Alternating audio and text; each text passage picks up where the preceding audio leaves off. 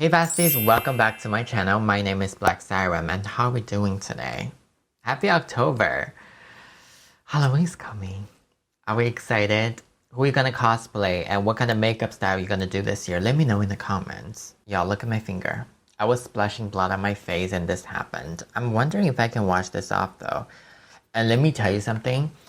I actually bought a veil to pair today's makeup, but it's not here yet.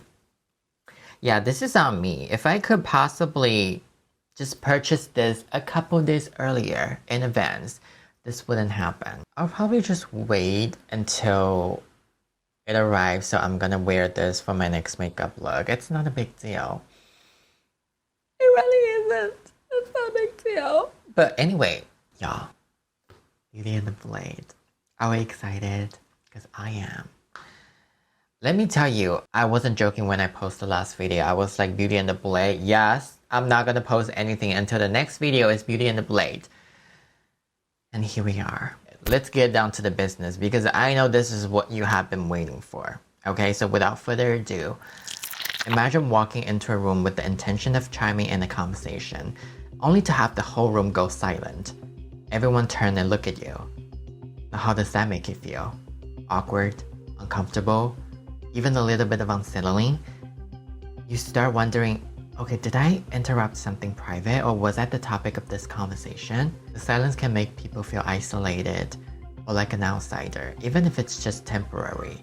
But whatever that is, we're definitely talking about me. That's how Shanquella felt. Shanquella Robinson, a 25-year-old businesswoman from North Carolina, traveled with 6 companions for what should have been a short, enjoyable getaway. But instead, within 24 hours of their arrival, Shanquella was dead under mysterious circumstances. The conflicting stories from the travel companions, inconsistent medical reports, and a shocking video later surfaced on the internet that paint a disturbing picture to her final hours. So what happened? Let's talk about it.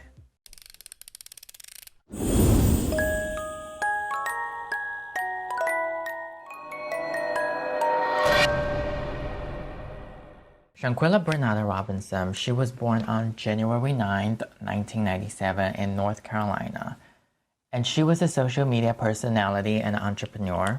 After graduating from the Winston-Salem State University, she started establishing some businesses in her hometown. These include women's fashion, beauty service, and children's hair braiding shops under the name of Exquisite Kids and Exquisite Boutique. On October 28, 2022, she traveled to Mexico for a short trip with 6 companions, 3 women and 3 men. Some of the individuals were identified as Cleo Cook, Malik Dyer, Winter Donovan, Alice Hyatt, Dejanay Jackson, and Nazir Wiggins. The group became known as the Carbo 6. Within the Carbo 6 group, Shanquella and Cleo shared a close relationship, having known each other for years, and even Shanquella's family was familiar with Cleo. And allegedly, Dejanay Jackson and Shanquella, they attended the same school. And Dejanay was the one who organized the whole trip and extended the invitation to everybody. The other companions were merely acquaintances to Shanquella, likely having stronger connections with Cleo and Dejanay than with her. They booked a luxury rental villa at the Puerto Los Carbos Resort in Cabo San Lucas, Mexico, from October 8th to the 31st. The price ranged from $1,500 to $2,000 per night, depending on the season, and Shanquella paid for the villa herself. And from this, you can kind of tell that Shanquella was financially comfortable due to her businesses. I think what she wanted it was just to create some lasting memories with her friends, because after all, she had experience in such magnificent locations that often forge meaningful relationships that goes further beyond than the trip itself. Cabo San Lucas in Mexico is renowned for its breathtaking natural beauty and lively atmosphere. I'm gonna insert some picture about Cabo and the villa that they lived in so you can get the gist of it to see how beautiful it is. Turquoise waters and golden sandy beaches surrounded this coastal paradise. What makes Cabo such a picturesque destination for many Americans is twofold. First, the convenience. It only takes a couple of hours to get to Mexico from the United States, and American citizens can just grab their passport and go. Second is the price. Traveling to Cabo is much more affordable than going to Bali or the Maldives, so people don't have to lose an arm and a leg to have fun. After the arrival, Shanquella had a phone call with her mom, Salamandra. She was ecstatic. She was like, "Mom, this view is amazing. You gotta check this out. I'll take you here next time." Then Salamandra responded saying, "Okay, have fun. I love you. I'll talk to you tomorrow." But little did she know, there was no tomorrow. And now it's the dinner time. And talk about luxury experience, y'all. They had a private chef that came to the villa to cook for them. There's also an assistant on the side. After dinner, the same night, around 8:45 p.m., an Instagram story was posted from Shanquella's account. The video showed that Shanquella was passed out drunk, and apparently filmed by one of her friends. In the video, there's a male voice, which I'm assuming it was Cleo because they were the closest, remember? He said, "Thirsty buddy, buddy, she too full." That comment later left a bad taste in a lot of people's mouth due to what had transpired. But I think Cleo maybe was just trying to joke about how Shanquella was the first one being passed out drunk. It was the timing and reality made it so ironic. And later that night, possibly after Shanquella got sobered up, the group planned to go skinny dipping. So Shanquella was filming the video while looking for the entire group. She said, "It doesn't take that long to get naked, hoes. Where you at?" She then walked into a room where everyone else was engaged in conversation. As she entered from the outside, it appeared that they may have been discussing something privately, and Shanquella wasn't included. And from the body languages that you can see, they were a little bit defensive. "It don't take that long to get naked, hoes. Where y'all at?" What Go said, they crew. They were a little bit surprised when Shanquella was in the room. Should I try gray? I feel like I've never tried gray before. Let's do a little bit of gray though. Let's see. On October 29th at around 2:13 p.m., Salamandra got a phone call from Shanquella again, and she picked up her phone expecting to hear the voice from her daughter. "Is this Shanquella's mom?" "Yes? Who's this? And where's my daughter?" I'm Quilla's friend, and listen, I don't know how to say this, but Quilla is ill. It looks like she got ahead of herself and she drank too much alcohol. Now she's throwing up and not feeling well." "What? But don't worry, we already called the doctor. The doctor is on the way to take a look at her." "Okay, but can you guys keep me posted, please?" At around 1:50 p.m., Dejanay Jackson messaged the assistants about medical service. So a doctor from the American Medical Center in Cabo San Lucas was called, and Dr. Carolina Cortez, she arrived within an hour. She found a female, which I am assuming is Shanquella. She's dehydrated, disoriented, verbally unresponsive, and not able to communicate, and appearing to be intoxicated. And why did I say appearing to be intoxicated? That's because when the doctor arrived to the scene, everybody, the Cabo 6 was telling the doctor, "Oh yeah, Shanquella drank too much yesterday. She had too much of alcohol in her system." But was it true? Dr. Carolina suggested that this patient needs to be admitted to the hospital immediately because there's only that much a doctor can do without proper equipment and needed medications. But the Cabo 6 insisted that Shanquella has to be treated in the residence. During the treatment, Dr. Carolina attempted to administer an IV drip, but Shanquella's condition worsened when she suffered a tonic-clonic seizure around 4:13 p.m. A couple minutes later, an ambulance was called because Shanquella began having trouble breathing, with her pulse dropping as well.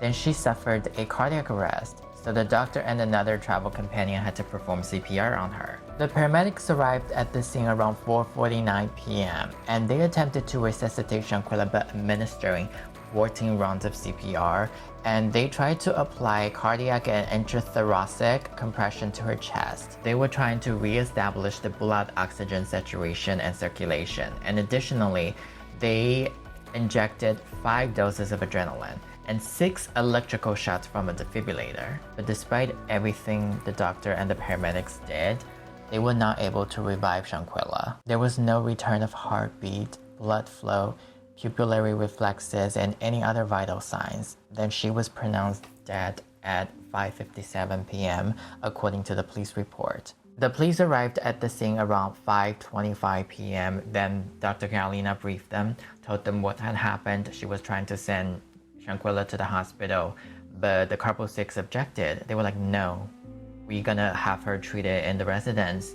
Then Shanquella's condition just worsened while waiting for the paramedics to be arrived. And shortly after that, based on the witness account and the consultation with the doctor, the police report concluded that Shanquella had died of alcohol poisoning.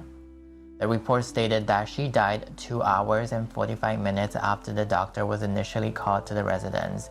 And get this, in the police report, they did not mention any observation of internal or external injuries, and there was no clear evidence that Shanquella was being murdered. And just like that, Shanquella went from a devoting daughter, lovely friend, a successful businesswoman, to nothing but skins and bones within 24 hours.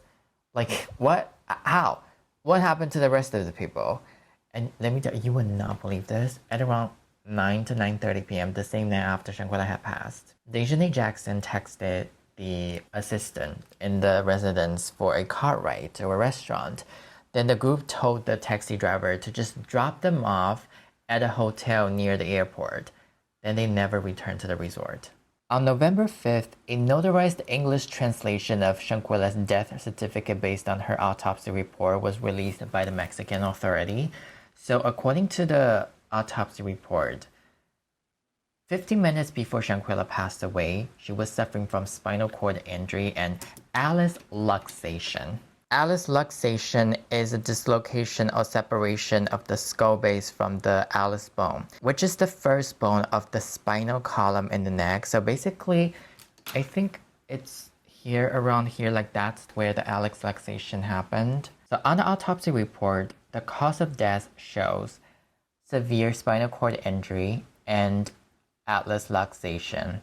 There was no mentioning of cardiac arrest nor alcohol poisoning whatsoever. And most importantly, her body showed obvious signs of trauma. There's a knot on her head, a bruised face, swollen eyes, and a busted lip. Even the medical examiner checked the box asking if Shanquella's death was accidental or violent. Now there's one thing I just find it very unfathomable. On the autopsy report, the time of death, 3 p.m. I don't know if that was a discrepancy or somebody was lying. Were the police officers lying, or was the doctor lying, or was there a miscommunication on the time on the transferring? I don't know. What do you guys think? I want to talk about the cops. In my opinion, this is extremely unprofessional. The assumption of alcohol intake prior to the death does not automatically indicate alcohol poisoning. This is flawed, and furthermore, this is actually concerning. How on earth trained professional authorities were not able to identify external injuries, in particular dislocations. Dislocations are actually quite evident upon examinations, and if the neck is tilted like this, obviously something is wrong with the victim. How can you not able to tell? Okay, what I want to know is, did the police write down alcohol poisoning simply because everybody in the room says so? Was it because the Carbo 6 kept telling the doctor and the police officers, yeah, Shanquella was drunk last night, she had a lot of alcohol in her system, that's why they wrote down alcohol poisoning? That is absolutely ridiculous. Because how can one determine if somebody died from alcohol poisoning without proper medical tests like an autopsy, obviously, and a blood sample analysis? Bitch, imagine if your tax money goes to these motherfuckers. Like, imagine that. On November, a video uploaded to Twitter showed footage captured on a cell phone of a naked African-American woman being viciously beaten by one of her female acquaintances. In the video, the attacker relentlessly punched the victim and throwing fist jabs to her head. She beat the victim from one side of a large hotel bed to another and violently yanking her neck and pushing her onto the floor. The attacker then delivered further furious blows to the victim's face and kicked her head with her knee before stumbling back to the other side of the room. And she ended by hopping her whole body onto the victim's neck. Do you guys own a massage gun? I learned something very important when I was buying mine. So basically, you should never use massage gun or any other vibrating devices onto your neck because the human neck is extremely delicate. It is filled with blood vessels, nerves, sensitive tissues.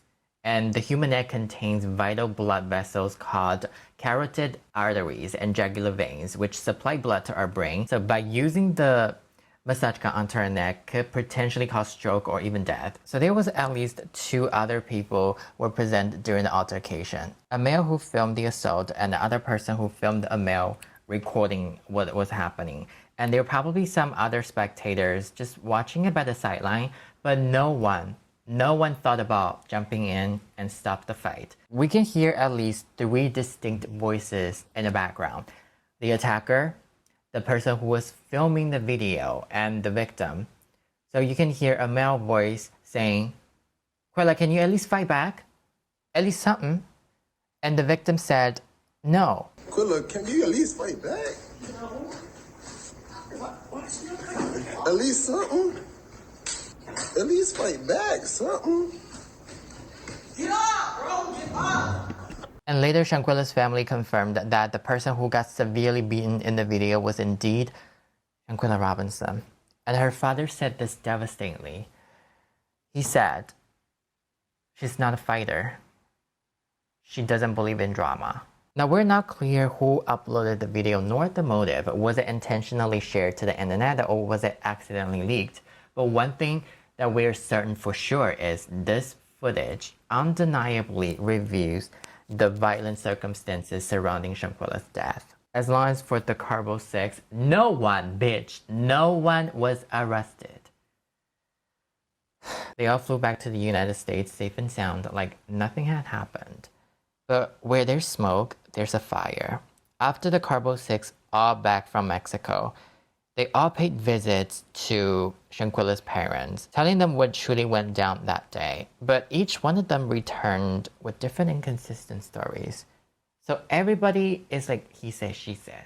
Story doesn't line up, shit doesn't make any sense. Some claimed a maid found her unconscious, while others said they called the doctor themselves. And another person said, oh yeah, it was the apartment concierge called the doctor. And initially they claimed that she died from alcohol poisoning. But a couple days later, they admitted that, oh, there's been 5. Yes, Shanquella was jumped by somebody. One of them told the family that they had found Shanquella unconscious on the floor, and another person jumped in and said, oh, I found her unconscious in the bed. Then the third person jumps in and said, I found her unconscious in the chair.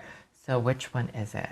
And according to Salamandra, she said this to the press. She specifically told the Carbo 6 that Shanquella needs to be admitted to the hospital immediately, but they all lied to her, saying they cannot send Shanquella to the hospital because Shanquella's health insurance is completely useless in Mexico. And the hospital required $5,000 just for her to be seen. And I have never used the medical system in Mexico, but I can 100% guarantee to tell you this is bullshit. The medical system in Mexico is way more affordable than in the United States. And a lot of people specifically travel to Mexico for their medical service. A lot of people will go there for veneers, BBLs, plastic surgeries due to the lower cost. And it is no surprise that a lot of people know that the medical system in America is fucked up. Okay, but no hospital will require $5,000 upfront to just see a patient. It's absolutely bullshit. And hypothetically, let's just say everything they said was true. The hospital indeed asked for $5,000 for Shanquella to be seen. I'm pretty sure Shanquella had the money in her bank account due to her successful businesses. And even if she didn't, you could have just called Shanquella's family to figure it out. I'm pretty sure they're more willing to send that wire transfer the money immediately. And I am just appalled that 7 people cannot collectively gather that amount of money in a short period of time. So everything they said was just flawed. I just don't believe a fucking word they said. Doesn't make any sense. Where's the logic? Shit don't add up. The writing is on the wall. Shanquella didn't die from alcohol poisoning, and this was a homicide. So for more than 2 weeks, Shanquella's family attempted convincing authorities in both the United States and Mexico that their daughter's death was suspicious, deserving further investigation. And the United States Department released a statement claiming that no clear evidence of foul play. Yet, there's a fucking video circulating on the internet where Shanquella was brutally beaten by another person. What do you mean, no foul play? Like, honestly, what the fuck do you mean? Shanquella's family started a GoFundMe page hoping to crowdfund for the family's legal fees. But most importantly, just to raise awareness. Shanquella's sister said this statement is unacceptable, and we are beyond devastated. We continue to fight for the truth. On November 16th, the U.S. Department responded with the following statement. We are aware of these reports. Protecting the welfare of U.S. citizens overseas is among our top priorities. Out of respect for the privacy of those involved, we have no further comment at this time. On November 18th, the FBI in Charlotte, North Carolina confirmed it has also opened an investigation into the death of the Charlotte resident Shanquella Robinson in Cabo San Lucas, Mexico, about October 29th, 2022. And they stated that due to the ongoing investigation, we have no further comment. Our investigation is completely separate from the Mexico, and we're not privy of what they're doing. The US also came out a new autopsy report after Shanquella's body being transported from Mexico, saying that there was no broken spine. And get this, the cause of death is undetermined. Get the fuck? What do you mean undetermined? Don't you see all the wounds on her face? The Mexican authority issued an arrest warrant for femicide. Femicide is homicide specifically targeting female for Daisha Jackson, one of the 6 companions. And in some countries, people who committed femicide crimes actually got severe sentences. And it sounds like a good thing, right? Here's the thing. Here's the kicker. Since it's international, it goes to the federal court. And unfortunately, since Daisha is no longer in Mexico anymore, there are only 2 ways for her to get arrested in Mexico. One is she enters Mexico voluntarily. And the second is if the United States can extradite her back to Mexico. There are the only 2 ways for her to get arrested. As far as in the United States, 1 person related to this case was arrested, but the police never disclosed the suspect's identity. All we know is this person is a female American citizen, which I'm hoping is Daisha Jackson, but we don't know who that is. With the FBI concluding its investigation due to the inconclusive evidence and the Department of Justice declining to pursue criminal charges, the only true path to justice for Shanquella now lies in keeping her memory alive. In this spirit, her family organized a march to the State Department headquarters in Washington, D.C. on May 19, 2023, marking the 200th day since Shanquella's passing. According to the family's attorney, she said, "The message cannot be that U.S. citizens can go overseas and commit crimes against other U.S. citizens and come back and say that they are on base, that they're safe now, that they're not going to be arrested, that there's going to be such a delay on the investigation so the evidence will have time to dissipate." We're reminded that sometimes the search for truth can be as harrowing as the crime itself. My heart goes out to Shanquella's family, and every dog has its day. I hope one day the truth will come out and the justice will be served. Now that, my friend, is the case of Shanquella Robinson. What began as a carefree vacation to Cabo San Lucas quickly turned into a nightmare that left a family searching for answers and justice.